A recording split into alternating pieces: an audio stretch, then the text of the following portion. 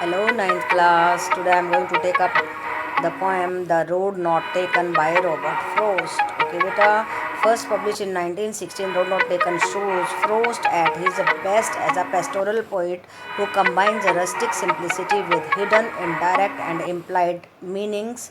So, Road Not Taken is a poem which is of the form pastoral type, means देहातीपन है, उसमें सादगी है, and rustic simplicity and hidden indirect meanings हैं उसमें, and rhyming is A be the poem has remarkable simplicity, बिल्कुल simplicity है, बड़े अच्छे तरीके से कॉन्सेप्ट को समझाया है, and clarity of the style and language is also good and style is also very good. Okay, beta. So let us see the first paragraph of the poem. Yes, beta, see what he wants to convey. Two roads diverged in a yellow wood, and sorry I could not travel both. And be one traveler, long I stood, and looked down one as far as I could, to where it bent in the undergrowth. Okay, beta. So what is poem saying here is that poet is standing on a point where the two roads are diverging. Okay, two roads diverged in yellow wood, जंगल में दो road जा रहे हैं, and sorry I could not travel both, और कहता है कि मैं दोनों रास्ते पे तो जा नहीं सकता, and be one traveller because I am the single traveller, how can I travel both the roads, long I stood, मैं खड़ा रहा, सोचता रहा, and looked down as far as I could, मैं सोचता रहा और जितनी देर तक मैं सोच सकता था उतनी देर तक सोचता रहा. यस, सी बेटा, when we are in dilemma, जब हम उलझन में होते हैं, कन्फ्यूजन में होते हैं, तो डिसीजन को इतना फास्टली नहीं ले पाते हैं ना. तो वैसे ही उसके सामने दो रोड थे, दो रोड डाइवर्ज कर रहे थे, और उससे डिसीजन लेना था which road I must go on, to where it bent in the undergrowth. So he was thinking, his eyes followed it till it curved into the undergrowth and nothing was visible beyond it. तो हम जब तक सोचते रहते हैं, जब तक कि वो चीज़ ख़त्म होती नहीं दिखाई देती. तो उसने रोड को देखा, दोनों रोड को वहाँ तक देखा जहाँ तक कि रोड ख़त्म नहीं हो गया.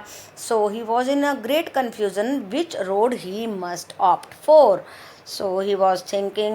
So what is said in this paragraph is that two roads were in front of the poet, and he was in the dilemma which road he should take. तो वो उलझन में था, दुविधा में था, डायलमा में था कि उसे कौन सा रोड ट्रेवल करने के लिए चुनना चाहिए. तो इनडायरेक्टली कहा क्या गया है कि अपने कैरियर की ऑप्शन में भी कई बार हम सोच में पड़ जाते हैं कि कौन सा कैरियर मैं ऑप्ट करूं. सो वो भी रोड को इंडिकेट कर रहा है, हमारी लाइफ के एक रास्ते को इंडिकेट कर रहा है कि हमें किस रास्ते पे जाना चाहिए. ये रास्ता चुने, ये कैरियर चुने, या दूसरा कैरियर चुने. ओके बेटा, तो इनडायरेक्टली हम ये बात भी ले सकते हैं कि पोइट हमें समझाना चाह रहा है कि कई बार जब हम अपना कैरियर चूज़ करने वाले होते हैं तो हम उलझन में होते हैं कि इस पर जाऊं या उस पर जाऊं, ये चुनूं या वो चुनूं, कहीं मुझे पछताना ना पड़ जाए अपने डिसीजन पर. ओके बेटा. Now let us see the second para. Then took the other just as fair, and having perhaps the better claim, because it was grassy and wanted wear, though as for that the passing there had warned them really about the same.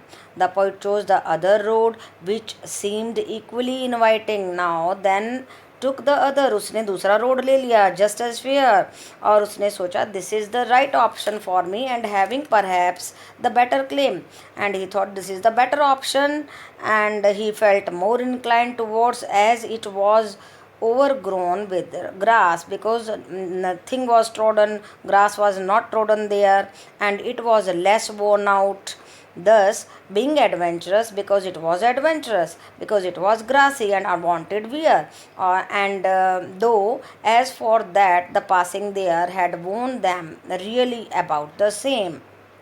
Thus being adventurous, he was tempted to take it as it seemed to be less travelled by. Now the poet was adventurous too, and he says that I wanted to have the road which was adventurous, जिस पर कि लोग गए ही नहीं हैं, जिसकी घास trodden ही नहीं है और worn out ही नहीं है, लेस worn out थी, and had warned them really about the same. However, he felt that a good number of the people had walked over the other road too. Now two roads were there. एक तो trodden था जिसकी घास पर से जो है बहुत ही चलने के निशान दिखाई दे रहे थे, रास्ता बना हुआ था, बहुत सारे लोग उस पर से गए हुए थे.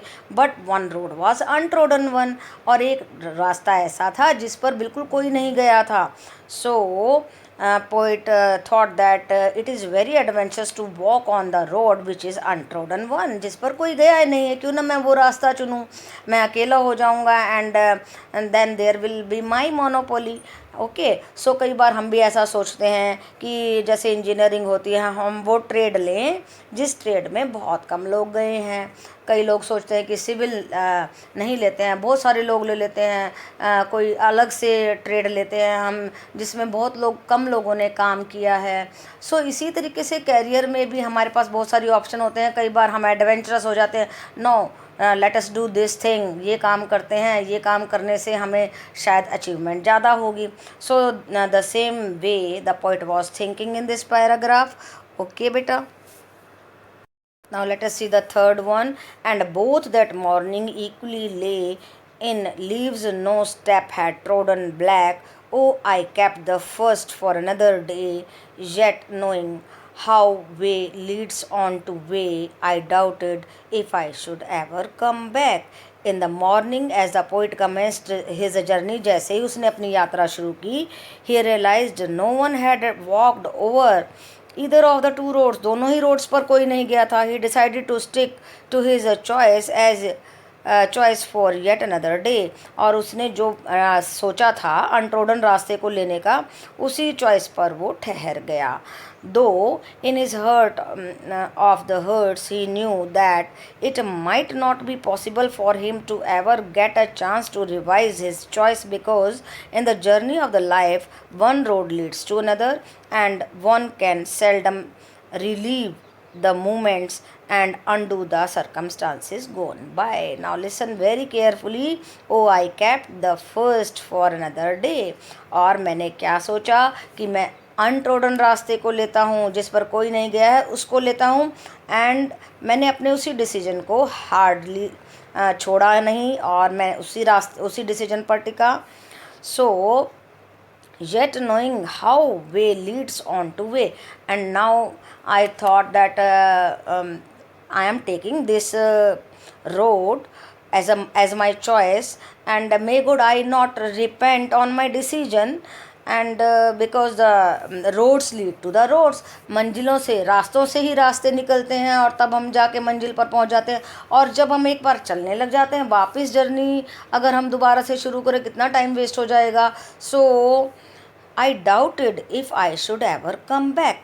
I was in the doubt कि कभी मुझे वापस मैं नहीं आ पाऊँगा, दोबारा से चॉइस नहीं बना पाऊँगा. One can seldom relieve the moments, तो हम उन मोमेंट्स को दोबारा से नहीं जीते हैं ना. जो एक बार डिसीजन ले लिया वो ले लेते हैं, और उन चीज़ों को, उन हालातों को अनडू नहीं कर पाते हैं. So it is very important for us to take the decisions very properly in our life. जो हम डिसीजन ले लेते हैं वो हमारी लाइफ में मैटर करने वाले होते हैं, क्योंकि एक बार हम डिसीजन ले लेंगे तो आगे बढ़ते ही रहना होगा. जब हम वापस आने की सोचेंगे तो हमारा इतना सारा समय बर्बाद हो गया है, कैसे हम दोबारा से डिसीजन ले सकते हैं. तो इसीलिए पोइट ने सोचा कि चलो मैं वही रोड लेता हूँ जो कि अनट्रोडन वन है, एडवेंचरस है. So it was a very big thing for the poet in the life. Okay बेटा. Yes, beta. Now let us see the fourth paragraph, the clinching paragraph. I shall be telling this with a sigh. Somewhere, ages and ages hence, two roads diverged in a wood, and I took the one less travelled by, and that has made all the difference. Now, what he wants to convey is that years later he would confess with a sense of regret that.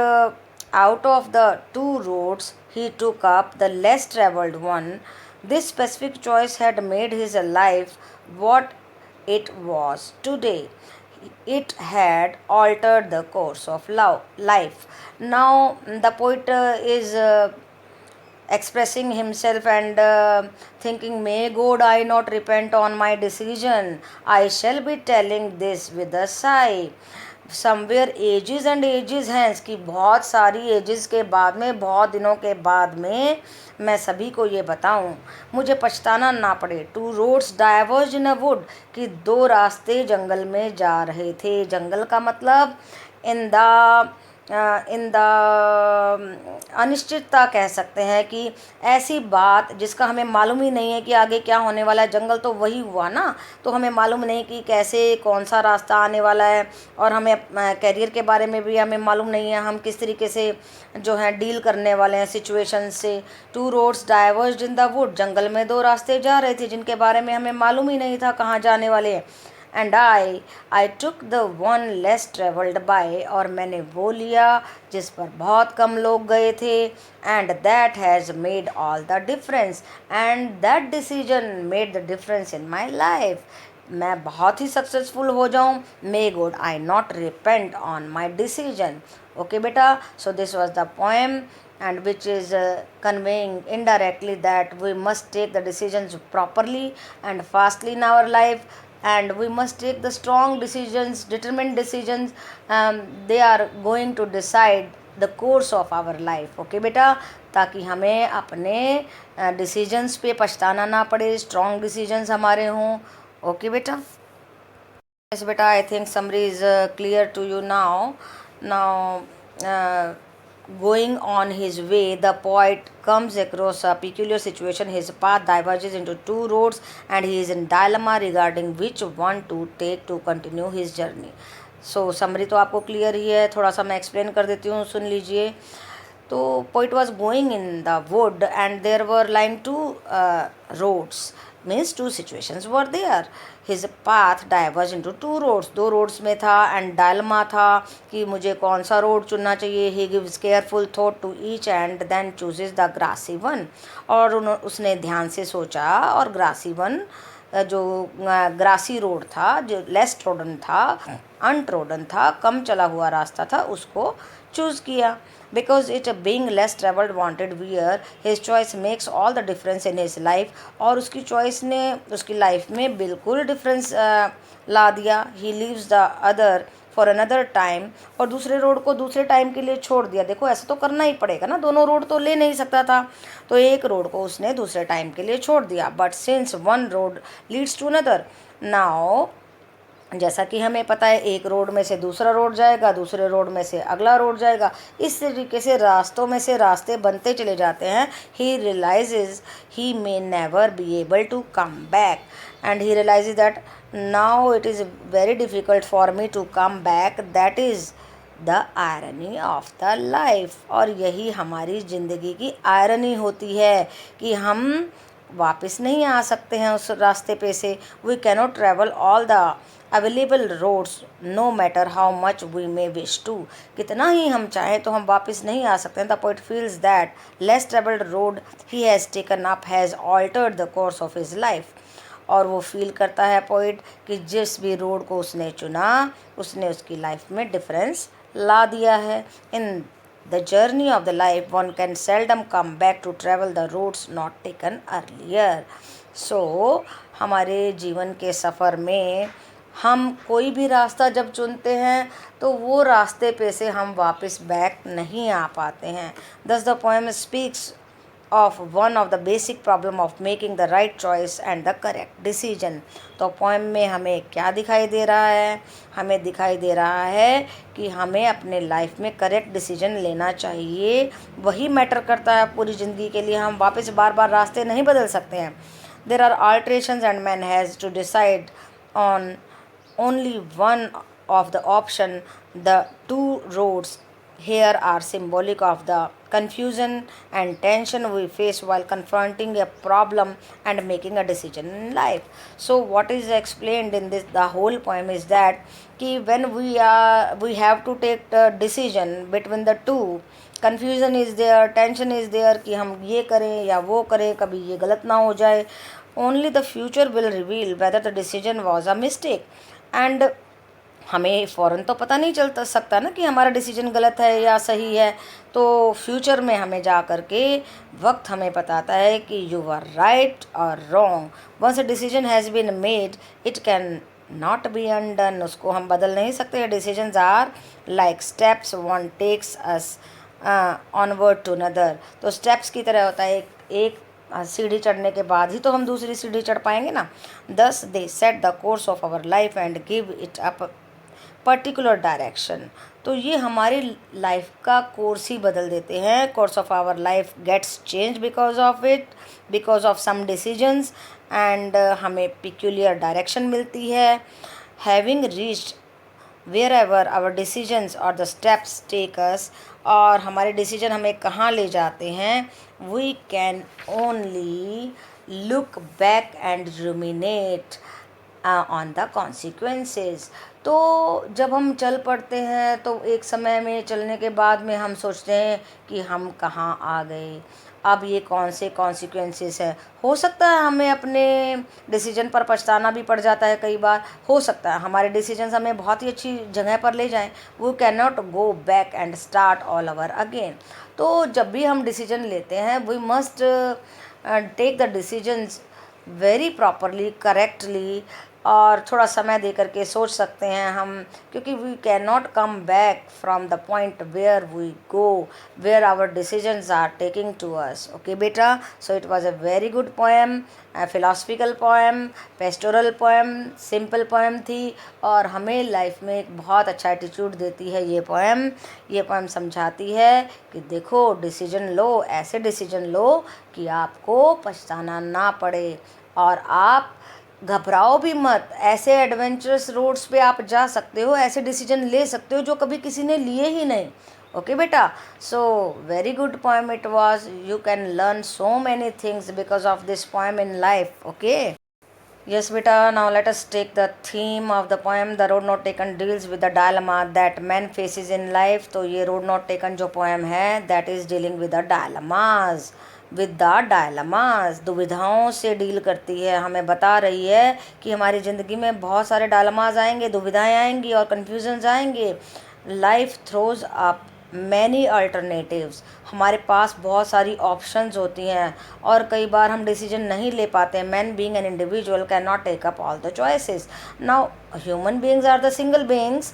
वो सारे के सारे decision तो इकट्ठे नहीं ले सकते हैं ना, सारे रास्तों पे नहीं जा सकते हैं ना। तो लेना तो एक ही डिसीजन पड़ेगा। The impact that our choice will make on our lifes can also be foreseen. और जो डिसीजन हम लेने वाले हैं उसी का असर हमारी पूरी ज़िंदगी पर पड़ जाता है। Hence our decision is not shot in the dark. और हमारी जो डिसीजन है एक अंधेरे में तीर चलाने वाली बात नहीं है। Though our future is dependent on it, और क्योंकि हमारा फ्यूचर उस पर डिपेंड करता है। If the choices made by us happens to be erroneous not correct, if वहाँ पर एरर है, करेक्ट नहीं है, we have to face the consequences as steps once taken can not be retraced. तो क्या कहता है कि देखो डिसीजन ध्यान से लेना आप, क्योंकि जो कदम एक बार बढ़ा लेते हैं उसको वापस लेना मुश्किल बात हो जाती है। ओके बेटा, now let us see the message. Robert Frost poem the road not taken seems to hold out the moral that life is continuous journey full of divergences ever now and then। और life क्या है, Robert Frost कहते हैं कि life एक journey है, continuous journey है, ऐसी यात्रा जो लगातार चलती जा रही है। The important thing is to move on without looking back. और हमें चलते रहना होगा, पीछे नहीं देखना है। Whether the choice of the path taken was right और रॉन्ग। जो भी हमने चॉइस ले ली है उस पर तो चलना ही पड़ेगा, चाहे राइट है चाहे रॉन्ग है। द राइट और रॉन्ग आर रिलेटिव टर्म्स, दोनों रिलेटिव हैं। We can not get everything in life and have to make choices. और सब कुछ तो हमें मिल नहीं सकता है ना लाइफ में। So we have to make the choices. Whatever direction our life takes is determined by the choice made by us. So हमें लाइफ में क्या मिलने वाला है वो हमारी चॉइस पर निर्भर करता है। In the journey of the life one can seldom come back to travel the routes not taken earlier. तो अपनी जो जर्नी है हमारी लाइफ की, उसमें जो रास्ता हमने छोड़ दिया था, चलो इसको फिर बाद में कभी चल लेंगे इस पे, वो रास्ता हम वापस आ कर के चूज़ करने वाले नहीं हैं। सो बी अलर्ट, आपको ध्यान से चुनना है, डायलमास को फेस करना है और अपना सही रास्ता लाइफ में चुनना है। Now let us see the title and the road is the symbol of the choices made by us in life. तो लाइफ में जो हम चॉइसेस कर रहे हैं, वो चॉइसेस जो रोड है, that is the symbol of the choices in our life. Many times we regret our own choices, कई बार हम अपने ही डिसीजन पे रिग्रेट करने लग जाते हैं। But what is done once can not be undone, लेकिन जो हो गया सो हो गया, उसको तो हम दोबारा अनडन नहीं कर सकते ना, अनडू नहीं कर सकते ना। जैसे हम कंप्यूटर में अपने वर्क को अनडू कर देते हैं, यहाँ पे नहीं कर सकते ना लाइफ में।